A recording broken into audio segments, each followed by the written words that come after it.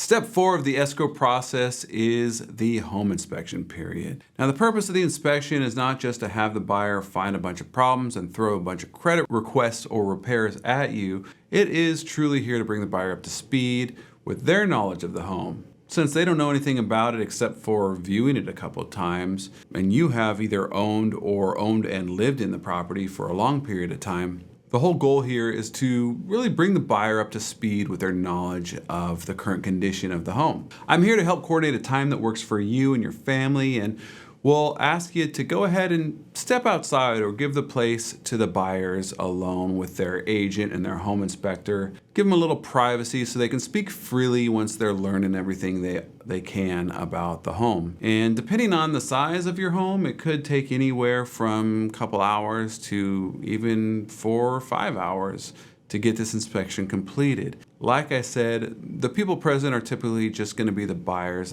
agent, and the home inspector. Selling your home and getting prepared to move can be stressful, and you might not really like the way it looks because you're no longer cleaning every day and making sure it's spick and span for showings. That's fine. It doesn't have to be perfect. These people have already agreed to buy your home.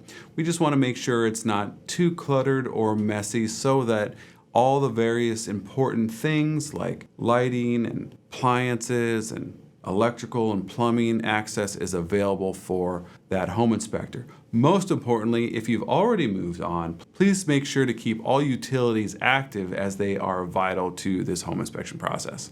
Once this is all said and done, there is the potential for a repair or a credit request negotiation to take place, but don't worry about that now. We've actually got a whole video set up to address those specifically, and the good thing is you've hired someone with a lot of experience in negotiating these specific types of issues, and we'll do our best to make sure that everything goes as smooth as possible for you and we're able to move forward to step 5 of the escrow process.